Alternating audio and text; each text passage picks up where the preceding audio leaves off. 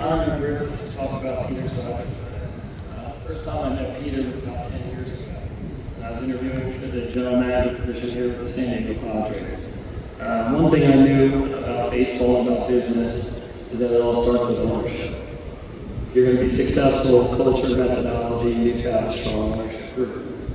I was coming from a good situation in my past life, a good team and good people that we worked with, and we did some winning. So I wasn't looking just to take any opportunity, an opportunity that was truly special.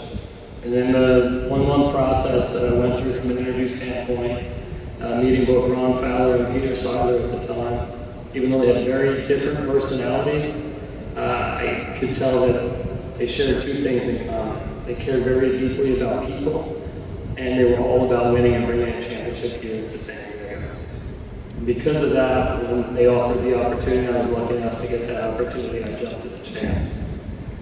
From Peter's standpoint, our first conversation, I remember pretty clearly, we talked about San Francisco 49ers, where they stood before Bill Walsh and Joe Montana, the New England Patriots before Bob Kraft, Bill Belichick, and of course Tom Brady, and the Golden State Warriors before Stephen Curry.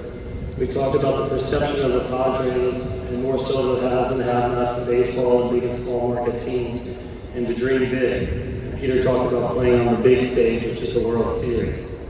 Peter talked all the time about being best in class, and from a motivational standpoint, the art of the possible. Most importantly, like any great leader, Peter was genuine, unique, and authentic. He wanted to do things differently. At a time in baseball where a lot of clubs are risk adverse, there's a lot of talk about winning on the margins, or honestly just being on the margin. There's a lot of talk about efficiency per dollar spent. Peter had a different vision, and we connected because of that. He openly talked about getting people with ability and then having stability. I think due to his family's ownership with another ball club and seeing that firsthand, and him talking to me a lot about what he did with his own business at Seidler Equities. He wanted it to be a situation for the fans of San Diego. You knew when you come to a game, you were going to see excellence. And even though there may be a down moment for a month or for a few weeks, when you have players like Manny Machado and Fernando Tatis and Java Joe, the artistry of a Yu Darvish, going to the Crow Zone, Jay Cronenworth and Xander Bogaerts, that you know in the course of time it was going to lead to excellence and great play. I love my daily conversations with Peter. I had the ability, and I was lucky enough to be able to get on the phone with him and talk to him about baseball and life. Every couple of weeks we got to sit down in person, and we'd have a working agreement to sit down and talk about the team and the State of the Union type address. He loved to ask about our farm system, our players, our big league type team, to pick my brain and our group's brain about what we saw. He especially loved to talk about the future and hear about players like Ethan Salas or guys down the road like Hiroki Sasaki. He got really jazzed up thinking about the pursuit of other excellent players to add to the Padre family. I can honestly say every time I left that office in those meetings, I would go down the hallway to our assistant GM, Josh Stein, who was in those meetings at times, and I would say to him, and we were talking about, we have to win for that man. That's what great leaders do. They motivate you and inspire you to be at your best, and Peter did that for me personally. One of the last times that I sat down with Peter was this past summer. It was a difficult season. It was a year that I think me and Peter both thought would be the culmination of a lot of years of hard work. We were talking about our current team last year and what we needed to do to turn things around. Peter asked a lot of questions like he always did. He was very optimistic, and at the end he said, I think this is going to turn around, and had his thoughts on why.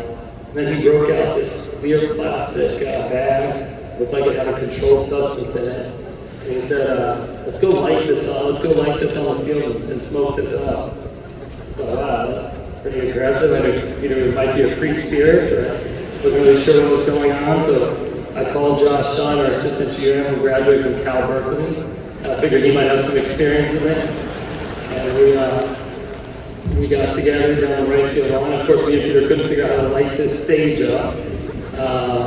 So we had to call TJ Lasita, our traveling secretary, who, for those who know TJ, he gets everything done. And he just had a blowtorch in his back pocket or something and showed up and lit this sage on fire and carried this incense sage packet like the Olympic torch from right field right to the pitcher's mound. It was there that we spoke good things to our pitchers, spoke about some positive energy into the universe. We then went to home plate where Shield joined us, took our shoes off, and said good things for our hitters and our bats to get our bats done. Lucky for all of us, the Chicago Cubs were coming in at that time from the Omni Hotel, so then the media got to see us on the field doing this. And within the next couple hours, I asked some questions about, was that the owner of the Padres or the GM, openly praying for some offense? And to which I told the Chicago, you're goddamn right. We're trying to do everything we can to win in San Diego.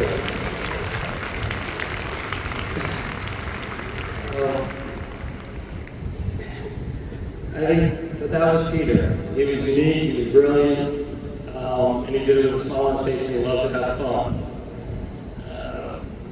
A week after Peter's death, Peter's closest family and friends got together, and I was lucky enough to be part of it, a celebration to honor Peter. And we were en route to that destination. Bob Seidler, one of Peter's 10 brothers and sisters, sat down next to me.